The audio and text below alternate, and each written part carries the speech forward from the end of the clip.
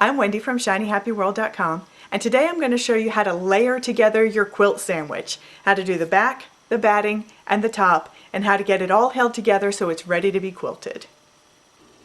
So this is a doll quilt that I'm going to use to show you how to layer a quilt together. Obviously a big quilt is a lot more cumbersome, but it's the same principle. So this is the top of the quilt, this is the batting I've already got cut, and this is the back.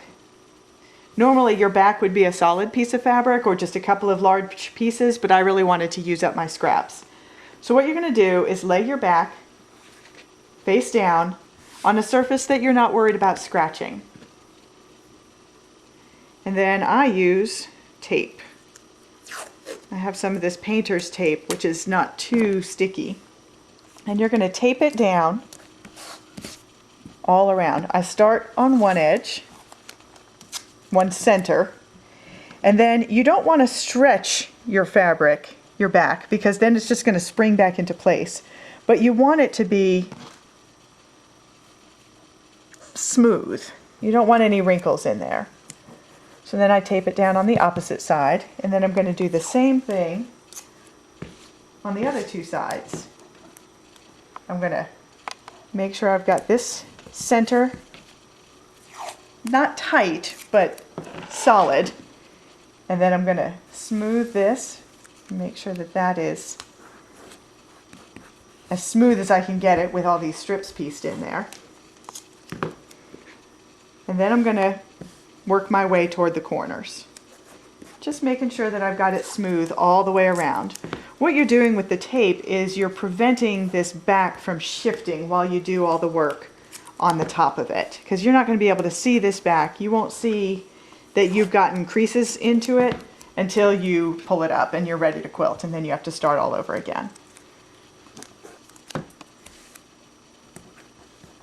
Doll quilts are nice because you can do them at a comfortable working height. This is not fun to do on a full-size quilt. It is my least favorite part of making a quilt, is getting this layers done, because you usually end up working on your hands and knees for quite a few hours to get it all layered in.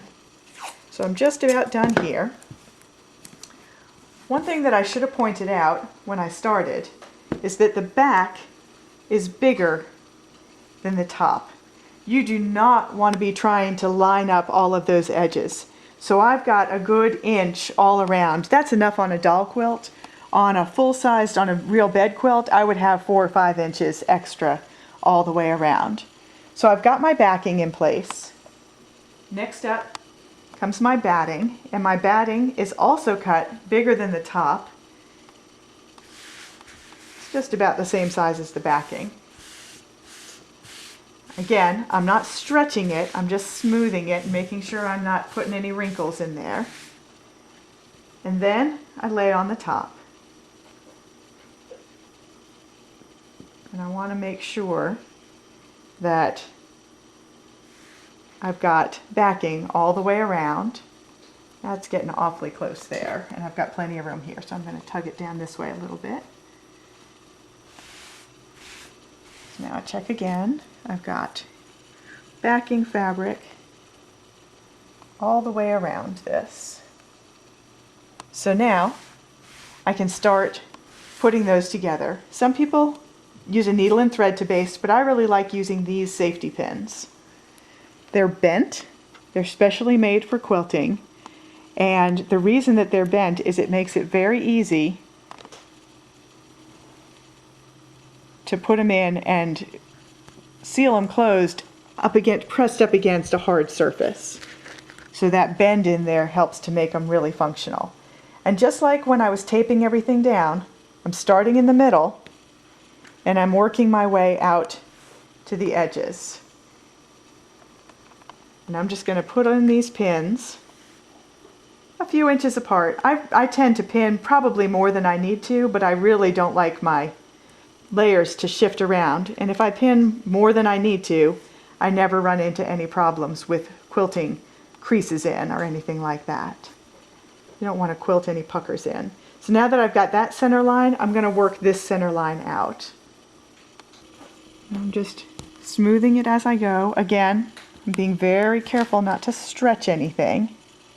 And I'm going to put pins right up to the edge.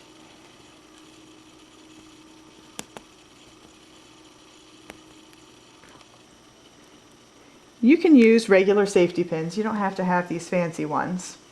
But I will tell you to be careful of using safety pins that are too big. If the actual pin part of the safety pin is very big around, it can put holes in your quilt, and it's going to be more noticeable on certain fabrics. So now I've got a center line here and a center line here, and all I need to do is pin each quadrant out toward the corners.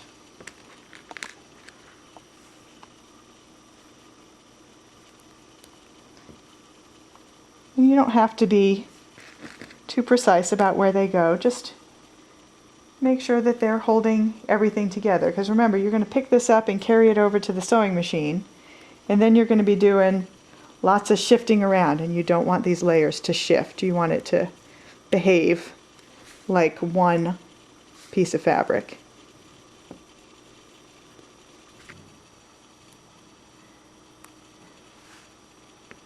If at all possible, try and find a place that has a big table that you could work at, because it really is painful to do all of this. Imagine if you're doing a full-size quilt, you want to pin these just as close together as I am on this doll quilt.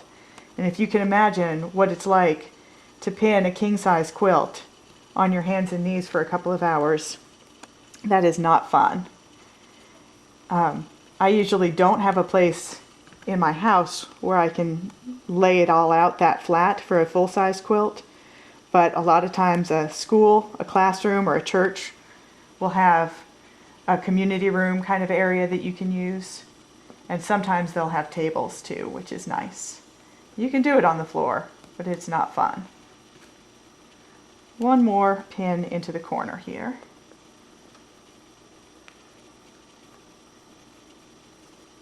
Alright, now we're going to go around and very carefully peel up all this tape, again without stretching anything. Alright, so this is ready to quilt. I can pick it up now.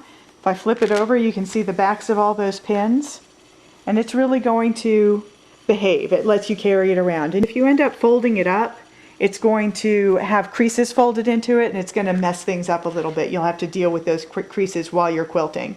So do your quilting as soon as you can after getting all the layers basted together. So next up is quilting. So that's how you prepare your quilt for quilting. You're layering together the back, the batting, and the top, and holding those layers together. I used safety pins, but you can use a needle and thread and great big basting stitches. The main thing is to get those 3 layers together so that they can be quilted.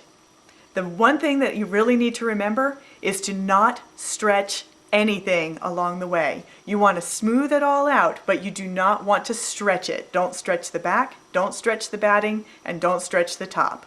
Just make them smooth. I'm Wendy from shinyhappyworld.com. See you next time.